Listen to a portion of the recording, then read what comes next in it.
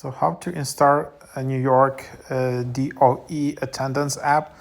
So you can either go to this website, so where you can just enter your username and continue from here. However, you can only log in here, meaning you already have an account.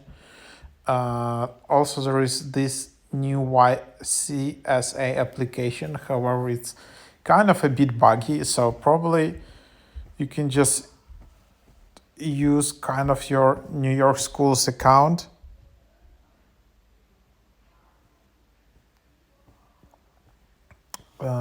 And then try to log in.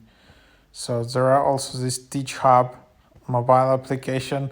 So there are a lot of bugs actually. So maybe you just ask, in your colleagues how exactly it should work, because a lot of stuff seems just like bug in here. So yep, that's just what it is.